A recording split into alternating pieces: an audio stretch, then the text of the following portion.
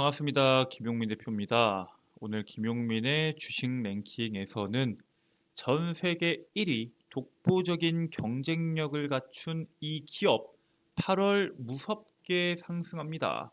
지금 시장을 보면은 2차 전지와 반도체 시장으로 수급이 양분화가 되어 있습니다. 물론 전기차 산업과 AI 산업에 대한 성장성은 어느 정도 보장이 되어 있고요.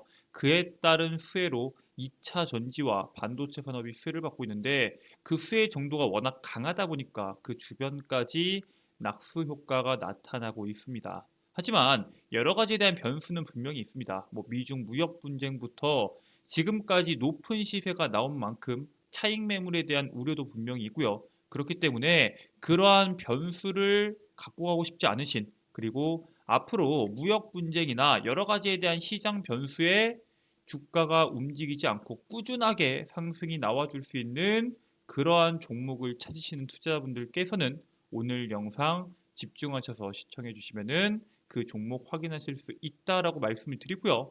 오늘 영상도 여러분들께 도움이 되는 내용으로 준비했으니까 영상 처음부터 끝까지 집중하셔서 시청해 주시길 바라겠습니다. 영상 시청하시기 전에 돈 드는 거 아니니까 구독과 좋아요 버튼 한 번씩만 누르고 시청해 주시면은 정말 감사드리겠습니다. 자, 그러면은 본격적으로 전 세계 1위 독보적인 경쟁력을 갖춘 이 기업이 뭔지, 8월 달에 무섭게 상승할 수 있는 원동력이 뭔지에 대해서 말씀을 드리도록 하겠습니다. 자, 일단 여러분들께 먼저 이 부분에 대해서 말씀을 드려야 됩니다. 현재 K-팝에 대한 움직임이 심상치가 않습니다. 내년 6월 멕시코 대통령 선거에 출사표를 던진 여당의 예비 후보가 BTS 초청을 공약처럼 걸면서 주목을 받습니다. BTS 모셔올게. 멕시코 대선 예비 후보가 K-팝 팬의 구애를 합니다. 실질적으로 에브라르드 전 외교부 장관은 악토판에서 열린 축제에 참석을 해서 성난층 표심 잡기를 나서면서 BTS에 대해서 언급을 했고요. 이 지난달에 공직을 떠났던 에브라르드 같은 경우에는 멕시코의 몇 안 되는 지한파이자 K-팝의 팬으로 지난 4월에 멕시코 시티에서 블랙핑크 콘서트를 직접적으로 관람할 정도로 상당한 K-팝 팬으로 알려져 있습니다. 자, 근데 사실 해외에서 K-팝 공연에 대한 콘서트가 암표로 엄청나게 가격이 올라가고 있다라는 기사들을 많이 보셨을 겁니다. 특정 국가에서는 암표를 판매하면은 거기에 따른 벌금을 엄청나게 부과한다라는 뉴스가 나올 정도로 현재 K-팝에 대한 인기가 엄청난데, 지금 K-팝의 열기가 과거의 인기 수준이 이제 아닙니다. 엄청난 경제 효과를 창조하고 있다는 부분에 대해서 우리가 주목을 해야 되고요. 그 여파가 단기적일지 혹은 앞으로도 지속될 수 있는 장기적인 흐름일지에 대해서 체크해 볼 필요가 있습니다. 일단 BTS와 오징어 게임 등 한류 열풍이 37조의 경제 효과를 냈다라고 현재 기사들은 나오고 있는데, 지난 5년간 한류 열풍이 만들어낸 국내 경제 효과가 37조 원에 달한다는 연구 결과가 있고요. 실질적으로 한국의 문화가 전 세계로 확산이 되고 국가 브랜드까지 제고되면서 문화 콘텐츠, 그리고 그 안에 들어가는 화장품, 가공식품 등 한류와 밀접한 소비지에 대한 수출이 엄청나게 증가를 했습니다. 실질적으로 과거에도 드라마에서 누가 치맥을 한다던가 치킨과 맥주에 대한 수출이 엄청나게 급증을 했죠. 화장품 같은 거는 말할 것도 없고요. 문화 콘텐츠도 마찬가지로 일본, 아시아, 유럽까지 엄청나게 뻗어나가고 있습니다. 최근 5년간 한류의 수출 증가에 따른 총 취업 유발 인원만 16만 명이고요. 지난해 국내에 취업한 인원 수가 거의 한 80만 명에서 100만 명 가까이가 되는데, 그 인원의 5분의 1 정도가 한류 수출 증가에 따른 취업 유발 인원으로 확인되고 있습니다.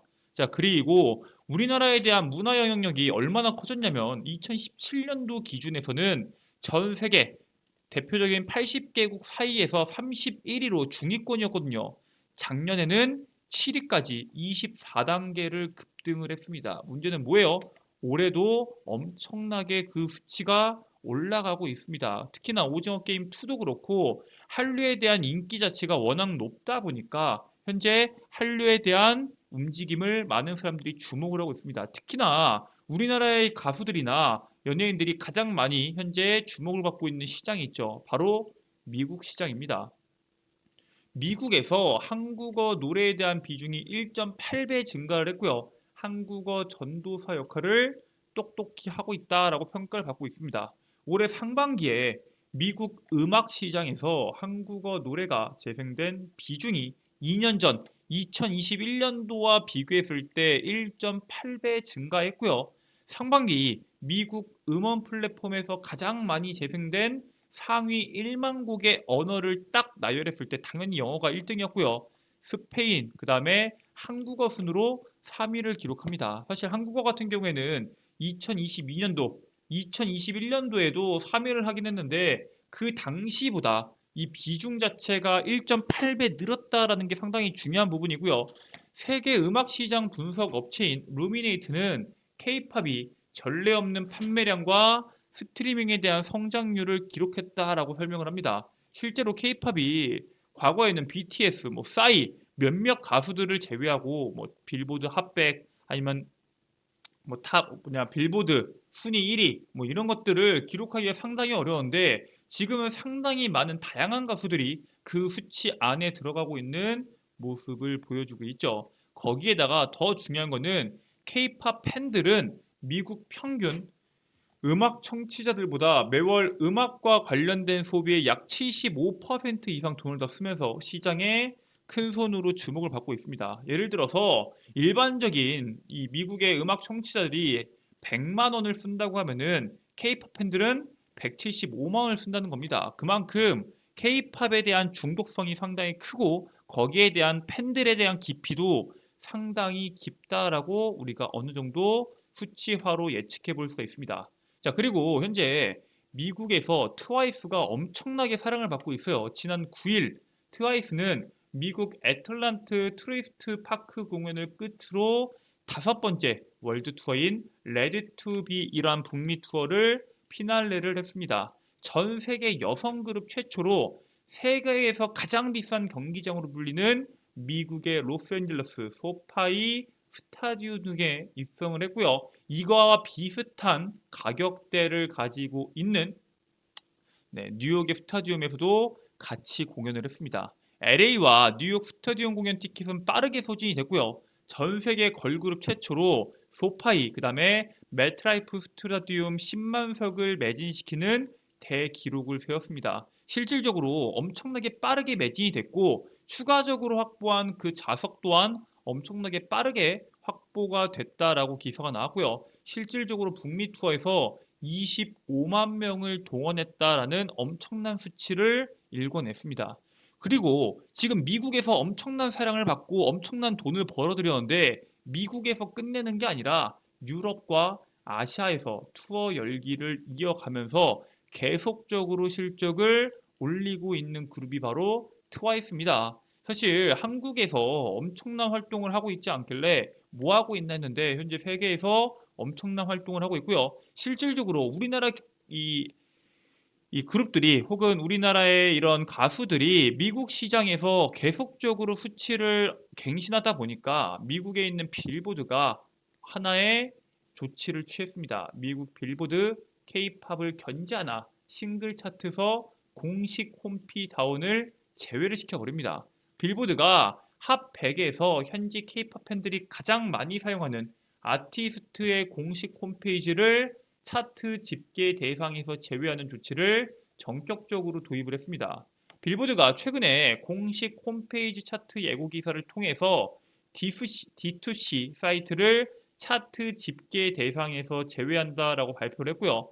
이 핫백 같은 경우에는 음원, 공식 비디오 스트리밍, 그다음에 라디오 에어플레이, 그다음에 실물 싱글 음반, 디지털 다운로드 판매량 데이터를 합산해서 산출하고 있고요. 우리나라의 세븐틴이나 BTS, 블랙핑크 수많은 이 아이돌들은 현재 다들 이런 공식 사이트, 아티스트의 공식 사이트가 있습니다. 그리고 이걸 이용해서 핫백의 이름을 올리는 등 여러 가지에 대한 전략으로 이름을 많이 올렸었는데 빌보드가 최근 몇 년간 다운로드 규정을 계속해서 강화해 왔습니다. 즉 K-팝 아티스트들에게는 문턱 높이기로 전달이 될 수밖에 없는 상황이고요. 사실 이거를 제외한다고 하더라도 여러 가지 부분에서 K-팝 이 가수들이 이 핫백이나 빌보드 차트 안에 들어가기 위한 여러 가지에 대한 시도를 하고 있는데 이미 어느 정도의 수준까지 올라온 만큼 여러 가지에 대한 방향이 계속적으로 나올 것으로 예상이 됩니다. 대표적으로 현재 CD 판매량이 엄청납니다. 상반기에 미국 CD 판매량 탑 10 중에서 9팀이 K-팝입니다. 2023년 상반기 미국 내 CD 판매량 톱 10개 중에서 9개가 K-팝 그룹의 음반으로 확인이 되었고요. 1위는 투모로우 바이 투게더, 2위는 스트레이키즈, 3위는 트와이스, 4위는 세븐틴, 5위는 BTS의 슈가의 솔로 앨범이 기록을 했습니다. 이 밖에도 중간에 6위 하나는 해외 가수가 순위를 했지만 7위, 8위, 9위, 10위 모두 다 K-팝이 장악했다는 것은 엄청난 영향력을 보여주고 있다는 것을 보여주고 있고요. 실물 앨범과 디지털 앨범 판매량을 합산해 집계하는 톱 앨범 수 부분에서도 K-팝 이 가수들이 엄청나게 선전을 하고 있습니다. 이 앨범이라는 게 사실 고마진 상품이에요. 그래서 앨범의 판매량 증가에 따른 엔터사들의 실적이 엄청나게 급증하고 있다라고 보시면 되는데 이 판매량이 어느 정도냐? 자, 이게 지금 보이시는 그래프들이 엔터 4사의 월별 앨범 판매량 추입니다. 2019년도부터 2020년도 시간이 지나면 지날수록 엔터 4사에 대한 판매량이 엄청나게 올라왔는데 특히나 엔터 4사의 판매량이 900만 장을 돌파한 것은 이번이 처음입니다. 여기서 눈에 띄는 점은 기존까지 2019년, 2020년, 21년 까지만 하더라도 사실 앨범에 대해서는 하이브가 압도적이었습니다. 바로 BTS 때문이겠죠. 근데 21년, 22년도를 넘어가면서부터 SM과 YG, JYP가 엄청난 속도로 따라 붙었고요. 사실 YG 같은 경우에는 22년도에 반짝 늘긴 했습니다. 블랙핑크나 여러 가지에 대한 것들이 분명히 있겠지만 현재 여전히 하이브와 JYP와 SM에 대한 판매량이 엄청나다라는 사실을 우리가 확인해 볼 수가 있습니다. 실질적으로 이거를 구분해서 보면은 하이브에 대한 앨범 월별 판매량을 보시면은 거의 600만 장에 육박을 하죠. JYP도 마찬가지입니다. 근데 이거는 사실 활동하는 시기에 따라서 달라질 수밖에 없겠죠. 자, 그리고 SM 같은 경우 어때요? 300만 장, YG엔터도 300만 장입니다. JYP가 최근에 600만 장까지 급격하게 늘긴 했지만 평균적으로 300만 장 선에서 끊겼고요. 하이브 같은 경우에는 꾸준히 이 정도의 수치를 기록해 왔습니다. 우리가 주목해야 되는 게 몇 가지가 있는데 사실 이 엔터사들의 강세는 여러 가지에 대한 부분 중에서 가장 중요하게 받을 부분이 있습니다. 바로 경제와 크게 상관이 없습니다. 미국이 중국을 견제하고 중국이 미국을 견제하고 여러 가지에 대한 견제들이 나온다고 하더라도 사실 엔터 기업들에게는 큰 타격이 없고요. 무엇보다도 현재 엔터의 중국에 대한 비중이 엄청나게 낮습니다. 과거에야 중국에 대한 비중이 상당히 높았기 때문에 중국에 대한 한한령 이후에 엔터 기업들이 실적이 엄청나게 떨어지는 효과가 발생을 했었는데 지금 같은 경우에는 이미 중국에 대한 매출을 제외한다고 하더라도 미국 혹은 또 다른 아시아, 유럽 국가에서에 대한 매출이 엄청납니다. 그래서 엔터 4사에 대한 강점을 제가 적어왔습니다. 첫 번째, 미중 무역 분쟁과는 무관하다. 현재 이 미중 무역 분쟁 자체가 단기간에 끝날 것으로 시장이 판단하고 있지는 않습니다. 미국은 계속해서 반도체를 규제할 거고 중국 같은 경우에는 핵심 광물을 이용해서 현재는 반도체 핵심 소재에 대해서 수출을 규제하고 있지만 결국에는 2차 전지나 히토류까지 넘어갈 것으로 현재 시장은 판단하고 있고요. 그로 인한 영향에 엔터들이 영향을 받지 않는다라는 게 강점이고요. 두 번째, 음반 판매, MD, 콘서트 등 레버리지에 대한 효과가 엄청납니다. 1분기에 매출이 50%나 증가했습니다. 근데 문제는 영업이익은 93%가 증가를 했어요. 매출 대비 2배 상승한 거죠. 이게 고정비가 있어요. 어느 정도에 대한 손익 분기점이 있는데 그 고정비를 넘어간 이후부터는 수익률이 가파르게 올라갑니다. 쉽게 말해서 영화를 생각하면 됩니다. 손익분기점을 넘어가는 순간부터 엄청난 실적이 쌓이는 거와 마찬가지로 엔터도 마찬가지고요. 기존에 이 코로나로 인해서 콘서트로 벌어들이는 수익이 거의 없었는데 코로나 이후에 엄청난 콘서트에 대한 수익 창출도 우리가 눈여겨봐야 됩니다. 콘서트가 단순히 티켓만 파는 게 아니라 그 안에 있는 굿즈부터 해서 여러 가지에 대한 판매가 시장에 작용이 됐을 때 엄청난 실적이 나올 수밖에 없고요. 글로벌 시장에서 K-팝이 엄청나게 성장하고 있는 건 맞습니다. 하지만 현재 차지하고 있는 비중이 작아요. 바꿔 말하면 무슨 뜻이에요? 앞으로 성장할 수 있는 여력이 무궁무진하다는 뜻입니다. 현재 미국에서의 어느 정도 영향력을 보이고 있는데 스페인어를 뛰어넘을 수 있는, 그다음에 미국의 영어를 어느 정도 장악할 수 있는 성장성이 엄청나게 높은 산업이고요. 심지어 이거는 엔터 자체가 이러한 컨텐츠뿐만 아니라 IP에 대한 사업들도 엄청나게 강하다라고 말씀드렸죠. 게임이나 아니면 여러 가지에 대한 컨텐츠들, 영상 컨텐츠들까지 연결될 수 있기 때문에 성장성이 상당히 높은 산업입니다. 그리고 현재 전례 없는 호황기예요. BTS의 기록을 지난 4월에 세븐틴이 깼습니다. 이 앨범 판매량을요. 엄청난 앨범 판매가 나왔는데 그 앨범 판매량 자체, 세븐틴의 기록을 지난 6월에 스트레이지 키드가 상회를 했습니다. 즉 과거에는 BTS나 아니면 싸이나 특정 하나의 아티스트들이 시장에 진출했고요. 블랙핑크 같은 이 하나의 아티스트들이 거기에서 열광을 했다고 하면은 지금은 뭐 세븐틴, 스트레이지 키즈, BTS, 뭐 블랙핑크 아니면은 트와이스 수많은 K-팝 자체 사람들이 열광하고 있기 때문에 시장이 성장하는 속도가 더 빠를 수밖에 없다라는 사실에 대해서 여러분들이 주목을 하셔야 됩니다. 자, 그래서 이 엔터와 관련된 종목군들 중에서 뭘 가장 먼저 봐야 되냐? 제가 여러분들께 종목을 2개 준비해 왔습니다. 첫 번째는 SM입니다. 뒤에 것도 봤네요. 2016년 이후로 이 NCT 이후로 7년 만에 새 보이그룹을 SM에서 런칭을 합니다. 그래서 거기에 따른 현재 계속적으로 이 엔터사들이 신규 그룹을 론칭할 때마다 다 엄청난 실적을 내고 있는데 SM이 거기에 맞춰서 보이그룹을 런칭하고 있고요. 에스파와 NCT에 대한 효과로 엄청난 돈을 벌어들이고 있는데 현재 그 음반 매출이 엄청난 고성장을 하고 있습니다. 꾸준한 성장이 기대가 되고요. 그 NCT 드림의 정규 3집 발매를 쇼케이스를 다가오는 17일에 올림픽공원 올림픽홀에서 개최 예정입니다. 즉 NCT에 대한 이슈와 신규 보이그룹 그리고 기존의 아티스트들의 음반 매출 고성장이 SM에 대한 주가를 상방으로 견인할 것으로 보고 있고요. 현재 다른 엔터사 대비해서 상승률이 상당히 낮은 종목이기 때문에 눈여겨볼 필요가 있습니다. 자, 그리고 하이브입니다. 제가 하이브는 여러분들께 몇 번씩이나 강조를 드렸는데 사실 지금까지 리스크가 분명히 있었습니다. BTS의 군대 문제가 있었죠. 근데 이번에 팬덤 플랫폼 위버스 플랫폼 중이 위버스가 플랫폼 중 최초로 1억 다운로드를 돌파했습니다.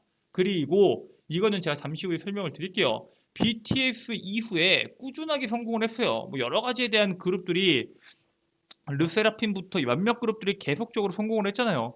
앨범 판매량, 콘서트뿐만 아니라 팬 플랫폼을 통한 추가적인 수익 창출 이게 중요합니다. 지금 아까 전에 말씀드렸던 콘서트에 가고 싶은데 그 콘서트의 안표가 상당히 문제가 되고 있다고 말씀을 드렸죠. 팬 플랫폼을 통해서 콘서트를 중계하고 거기에 따른 접속료를 내면서 추가적인 수익 창출이 엄청나게 나올 수 있다라고 말씀을 드리고요.